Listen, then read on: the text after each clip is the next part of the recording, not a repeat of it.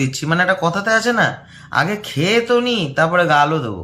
এখনকার মানুষ বেশিরভাগ তাই করে। ঝুমে জো পাঠান মেরি জান মেহফিল হি লুট যায়, দে দে জো জুবান মেরি জান উস পর মর মিট যায়। এই গানটা পুরো ওয়ার্ল্ডের মধ্যে এখন ছড়িয়ে আছে, তাই না? বা এই ভিডিও সংটা শাহরুখ খান আর দীপিকা পাডুকোনের এই গানটা 102 মিলিয়ন মানুষ দেখেছে। তারা কি পাগল? হ্যাঁ, তারা কি পাগল আছে? 102 মিলিয়ন, ভাবতে পারছেন? 102 মিলিয়ন। তোমরাও ভাবো, নিশ্চয়ই তোমরাও দেখেছো গানটা, সবাই দেখেছি আমরা। একটা ভালো সিনেমা, ভালো কিছু হচ্ছে, সেটার জন্য সবার এত কন্ট্রোভার্সি। কিসের কন্ট্রোভার্সি ভাই? কিসের কন্ট্রোভার্সি? সিনেমাটাতে দীপিকা পাডুকোনের কিছু সিন আছে, যখন গানের মধ্যে আর সিনেমার মধ্যে কিছু 10 সেকেন্ড 15 সেকেন্ডের সিন আছে, যেটা সাধু সন্তদের যে গায়ে ড্রেসটা পরে, ঠিক আছে, সেই ড্রেসটার ওপরে ওই সিনটা আছে।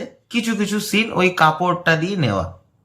তো ঠিক আছে, সিনগুলো সেন্সার বোর্ডের থেকে, সিনেমা যে সেন্সার বোর্ড আছে ওখান থেকে ওরা নির্দেশিকা দিয়েছে বাদ দিয়ে দেওয়া হোক, বাদ দিয়ে দাও।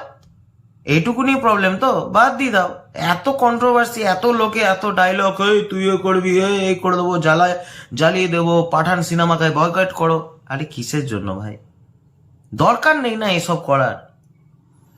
একটা মুভি আর্টিস্ট বা একটা ফিল্ম আর্টিস্ট, যে অ্যাক্টর হোক, অ্যাক্ট্রেস হোক, যে ডাইরেক্টর হোক, মিউজিক ডাইরেক্টর হোক, লিরিসিস্ট হোক, যেই হোক, তারা কষ্ট করে একটা সিনেমা বানাচ্ছে আমাদেরকে এন্টারটেন করার জন্য।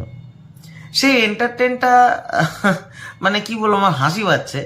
এন্টারটেন আমরা হচ্ছিও, কিন্তু আবার গালিও দিচ্ছি। মানে একটা কথাতে আছে না, আগে খেয়ে তো নি তারপরে গালও দেবো। এখনকার মানুষ বেশিরভাগ তাই করে, আগে খেয়ে নেবে, পেট পুড়ে খেয়ে নেবে, তারপর গাল দেবে। এটা মানুষের এখন বিহেভিয়ারের মধ্যে চলে এসছে।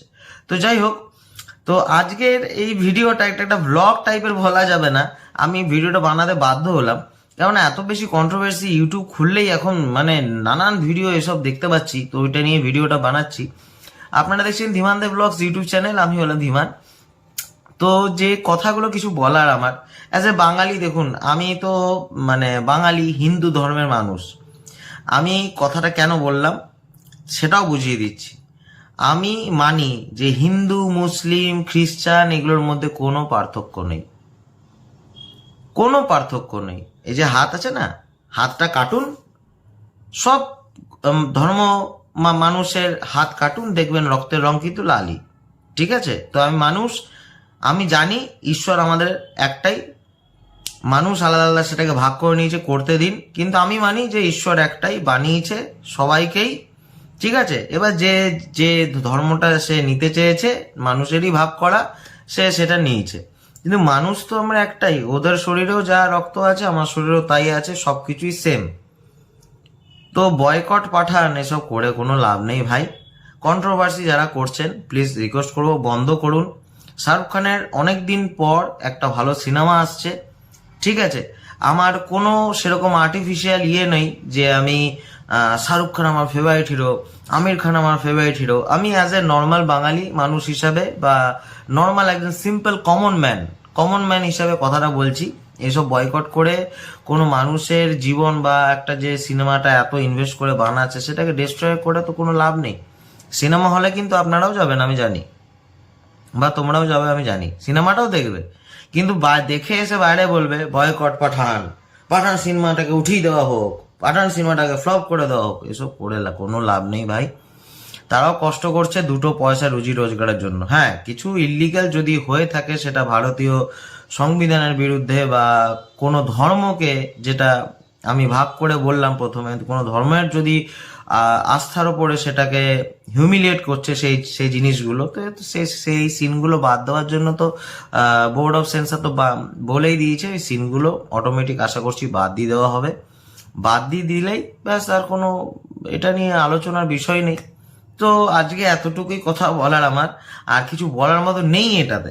ঠিক আছে? তো এত বেশি হোলতোল করে চারিপাশে সোশ্যাল মিডিয়ায় বা বিভিন্ন জায়গায় করে কোনো লাভ নেই।